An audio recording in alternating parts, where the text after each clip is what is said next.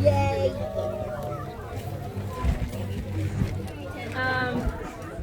So my friend Mish from the Activism Space made this sign. It says, "My rights and the respect I deserve as a transgender person are not for discussion or debate," which is a sentiment that I agree with broadly. I don't know. I think discussions are good, but they have to be respectful, and unfortunately, that's not been the case in the UK media and general kind of like society for the past few years. And in fact, it's been getting really toxic and really bad and really hostile towards our community. I personally see this pattern. I'm not some kind of political scientist. I wasn't really even that involved in anything really political until quite recently because I felt like I was forced to understand how it works due to all these attacks on my rights and healthcare and things like that. But I feel like every few years the government kind of just picks like a new token minority that they blame for all of society's problems.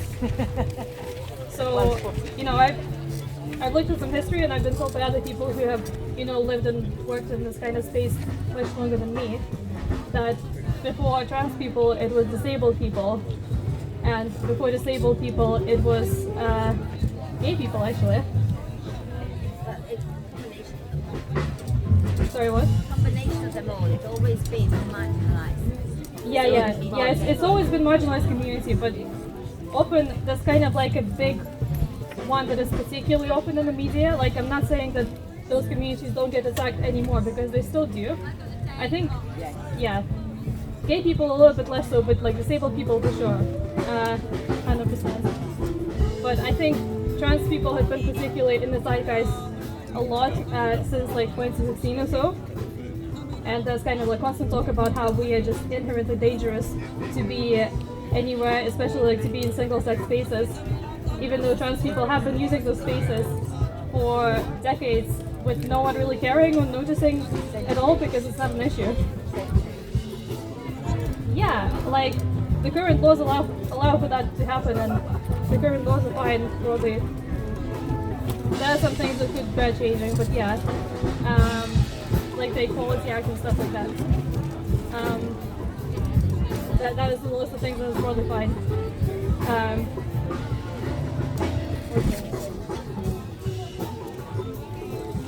Oh yeah, for one particular example, there's been talk about banning trans women from single-sex sports in hospitals. And there's an organization, I believe it's called Translucent. They do kind of like trans advocacy and research. And Claire from Translucent she sent a bunch of freedom of information requests to different NHS trusts to see if there were any complaints whatsoever about trans women on women's wards. And there was not a single one. Yay. Not a single one. And she sent it to a lot of trusts. I don't remember off the top of my head, but it was like, I don't know, like 50 or so. Like it was a significant figure. She tried to do the research thoroughly, and there was not a single complaint. So it's kind of like politicians just creating a made-up issue in order to distract you from the real problems that they have caused, such as like the cost of living, the climate crisis, the crisis of people's rights, the crisis of healthcare.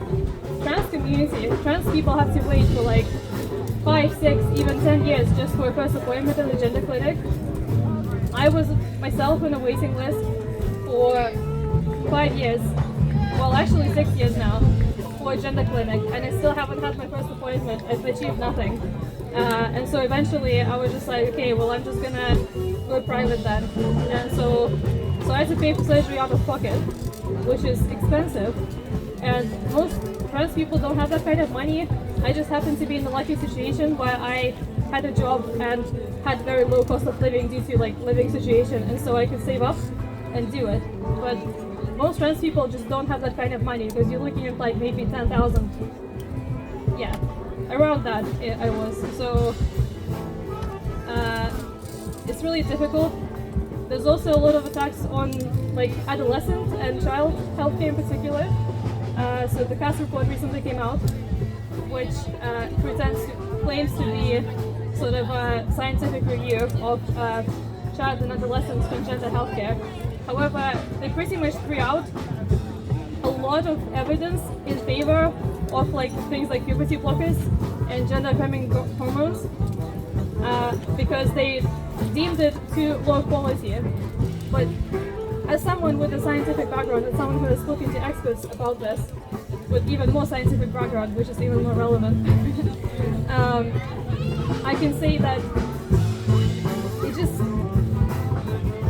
is scientifically defensible in a way, but you have to account for the fact that we are a small community, so if you're going to exclude studies because of small sample size, you kind of have a bit of an issue because it's not going to be a massive sample size in the vast majority of cases because the places that do this kind of research have very limited resources already because it's kind of a niche topic, and trans people are estimated to be less than 1% of overall kind of the overall population, so that is why those studies tend to be small.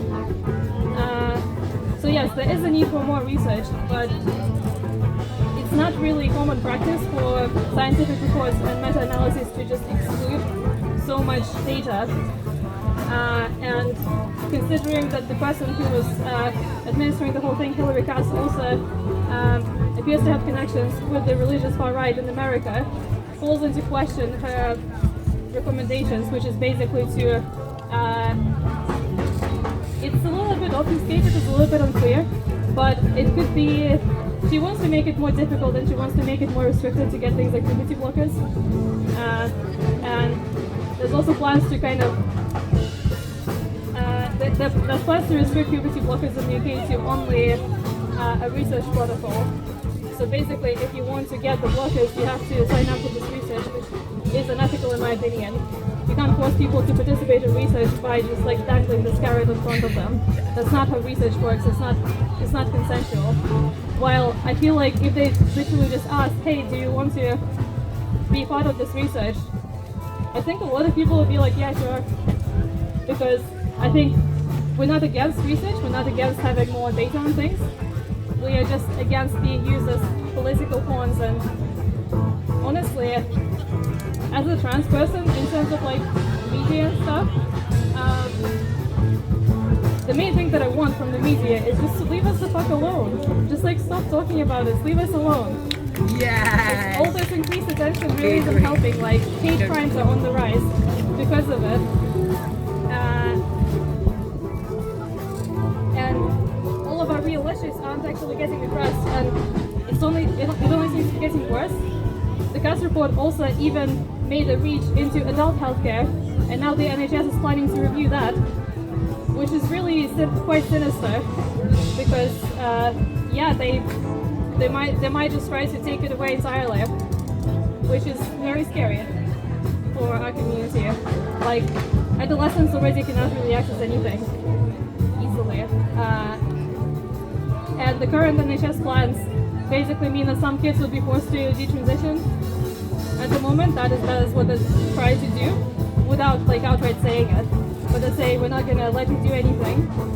And if parents try to access like things like puberty blockers in a different way, so like from like abroad clinics or private clinics, then they could save a safeguarding report.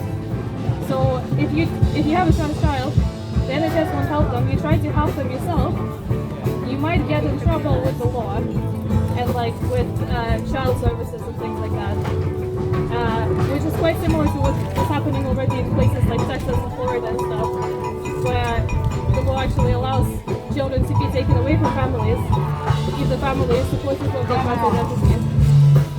So yeah, the UK is going in a really dark path in terms of trans rights, and it's been really upsetting and really difficult to be kind of working in this space and just to exist, just to be reading the news all the time with all of these attacks on me. When one of the reasons I moved to the UK from Estonia is because I wanted to go somewhere more accepting, and to be honest, I think think it is more accepting in some ways. I think most people that I meet in my everyday life are really nice and they're quite chill.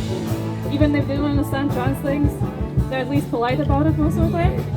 And a lot of them kind of want to learn and want to do good. So I'm quite happy here, despite all of this. Like, the overall kind of normal people don't actually care about those issues so much.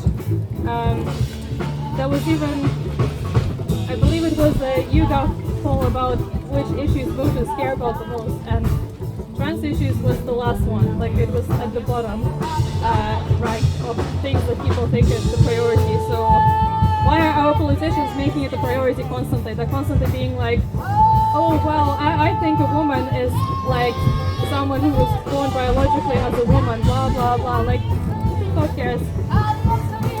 Obviously, there's also a lot of anti-trans groups who are stirring it all up, and I can say for a fact that they are in rooms with politicians, because the people that I work with, my fellow trans activists, they do go to parliament and they do like meet with MPs and stuff. And one time, a person that I was working with, Michelle, she got so desperate, she decided to just go to parliament and just stand there and try to talk to MPs by herself. And then she saw the entire LGBT alliance just walk past her out of the room. So hate groups like the LGBT alliance, which is a charity for some reason, but it's actually a hate group, they get a voice in those rooms. Trans people don't really get a voice in those rooms. We also can't forget high-profile figures like J.K. Rowling, who wrote Harry Potter for me. She has been pretty instrumental in raising awareness of all this stuff, and I'm very disappointed in her. I really miss the times when her biggest sin was just retroactively applying representations to the characters, like being like, oh yeah, this guy was gay all along, yeah, totally, that was the thing from the start, or like, oh yeah, this person's Asian actually, or yeah, this person's like Native American, whatever, you know, like all that stuff that she was doing with her characters, it was kind of cringe.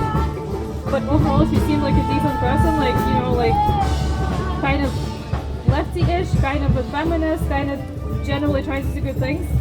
Like, where did that go? Why did she decide that now hating trans people is a new full-time job? I just don't understand. Like, what's gotten into her? Or was she just always like this? I don't know, but it's been really interesting and exciting to be witnessing this decline. It's gotten to the point of her pretty much denying the Holocaust recently, because she said that trans people were not targeted in the Holocaust, which, newsflash, they were. Literally one of the first things was the destruction of the Institute of Sociology in Germany, which hosted a huge amount of research on transness and transition, and it was actually really, really progressive for its time. The guy who ran it was also called Magnus, just like me, so I'm glad to share a name with that guy. He seemed like a solid dude. But yeah, the Nazis burned all those books and all that research because they didn't want trans people to exist. And right now we see people like Dr. Cass throwing out a lot of research out of her report because she doesn't want to consider it. It very much feels like her report decided on what the conclusion is going to be and then worked backwards and designed the methods based on that. That is just my opinion as someone who has read it and looked into it and talked to experts. Some people may have a different opinion, that is fine, but yeah, that is what I came here to say. And yeah, given that we have a general election soon, I would implore everyone to think about who you're voting for. You know, look at what people have a history of bigotry, history of transphobia, ableism, what policies they actually want to do, and yeah, choose wisely. I do still think that the highest priority is getting the Tories out just because I feel like they will do the most harm and they'll be the most extreme about it. But Labour has been pretty bad on trans rights lately as well. And yeah, my t-shirt says some people are non-binary, get over it. That applies to all trans people, but I just happen to be wearing a non-binary one right now. Cool. Also, I was informed there's a website called They Work For You. Yeah, They Work For You. So before the election, maybe look that up. And then you can see what MPs voted for and stuff. And then you can make a more informed decision. Cool. Thank you. Yes, Magnus. Yeah, hold up the poster to the camera. And then walk backwards a little bit. And give us a big face. Yes.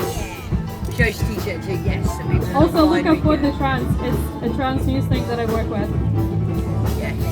Yes, Magnus. And say about Shaq. We've done. Next speaker is Shaq. Show your t-shirt. Yeah, sorry, 1 second. So yeah, we do like in-depth analysis of things like the CAS reports. We do like guides on NHS consultations, and we do podcasts about all the latest trans news. And we will be putting out an election episode sometime soon, just going through like all the election promises that are relevant. Yeah, and next, what the trans? What the trans? Yeah. Yeah, look it up and find it. Oh, okay.